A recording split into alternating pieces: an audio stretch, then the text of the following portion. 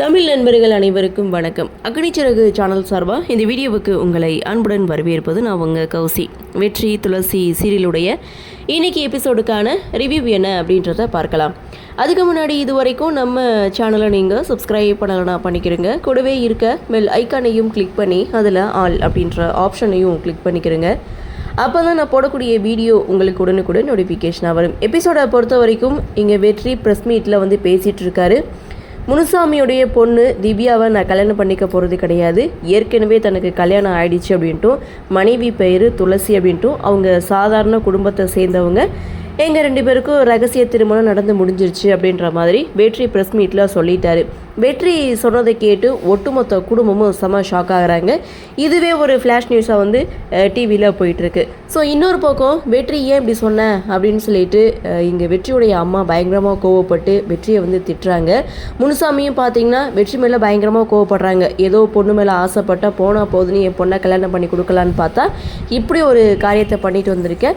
25 வருஷம் உங்கள் அப்பாவுக்கும் எனக்கும் வந்து பகையாக இருந்தது.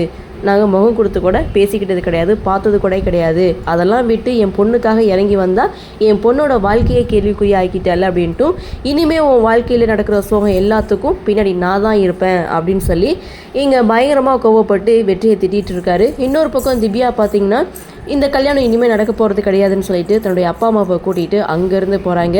வெற்றி இப்படி பண்ணதை நினச்சி வெற்றியுடைய அம்மா ஈஸ்வரமூர்த்தி இவங்க எல்லாருமே வெற்றி மேலே கோவப்பட்டாலும் வெற்றி அவங்களுடைய முடிவில் ரொம்ப ஸ்ட்ராங்காக இருக்காங்க. துளசி தான் என்னுடைய மனைவி, துளசி இல்லாமல் இந்த வீட்டுக்கு இனிமேல் நான் வரமாட்டேன் அப்படின்னு சொல்லிட்டு வெற்றி அங்கேருந்து கிளம்புறாரு. என்ன பண்ணுறதுன்னு தெரியாமல் இவங்க எல்லாருமே முழிச்சிட்ருக்காங்க.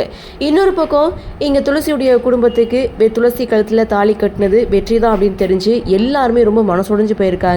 ஸோ இந்த அளவுக்கு நம்பின ஒருத்தர் இப்படி ஒரு துரோகத்தை பண்ணியிருக்காரே அப்படின்னு சொல்லிட்டு ஒவ்வொருத்தவங்களும் அவங்களுடைய ஒப்பீனியனை அந்த இடத்துல சொல்லும்போது அந்த இடத்துல ரகு பார்த்தீங்கன்னா நியாயம் கேட்க போகணும், போலீஸில் பிடிச்சி கொடுக்கணும், அவன் இல்லைனா இந்த வீட்டுக்கு முன்னாடி வந்து பிரச்சனை பண்ணுவான்னு சொல்லி வாயை மூடலை. ஸோ அடுத்த செகண்ட் வெற்றியுடைய என்ட்ரி. ஸோ வெற்றியை பார்த்ததுமே ஒட்டுமொத்த குடும்பமும் செம்மையாக கோவப்படுறாங்க.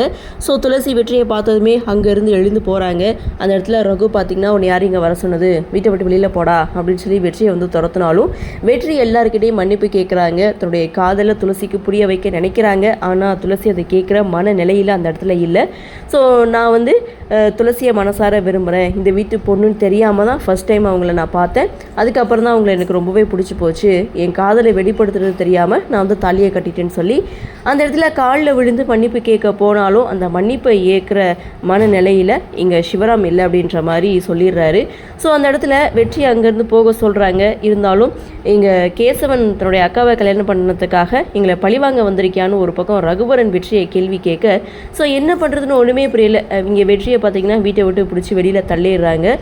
இதை வந்து ஒரு பிரச்சனையாக்கி இதை வச்சு காசு பார்க்கலாம் அப்படின்னு சொல்லி ரகுவரன் ஒரு பிளானை போட்டு வெற்றியுடைய வீட்டுக்கு போயிட்டு என்ன புள்ள வளர்த்து வச்சுருக்கீங்க, உங்கள் மகன் எங்கள் வீட்டு வாசலில் வந்து எங்கள் வீட்டு மானத்தை வந்து வாங்கிட்டு இருக்கான் அப்படின்னு சொல்லி வீட்டில் போய் பேசிகிட்டு இருக்காங்க. என்ன பண்ணுறது, நாங்கள் சொல்கிறத அவன் கேட்கவே மாட்டேங்கிறான்னு ஈஸ்வரமூர்த்தி ரொம்ப பதமாக பேச ரகுவரன் இதை வச்சு ஆதாயம் பார்க்கலாம் அப்படின்ற மாதிரி ஒரு முடிவோடு அவங்க வீட்டுக்கு போயிருக்காங்க. அடுத்து என்ன நடக்கும் அப்படின்ற ஒரு எதிர்பார்ப்போடு இன்றைக்கி எபிசோட முடிச்சிருக்காங்க. சரி, என்ன நடக்குது, என்ன மாதிரியான சுவாரஸ்யத்தோடு கதைக்கள நகர்வை கொண்டு வராங்க அப்படின்றத நாமளும் பொறுத்திருந்து பார்க்கலாம்.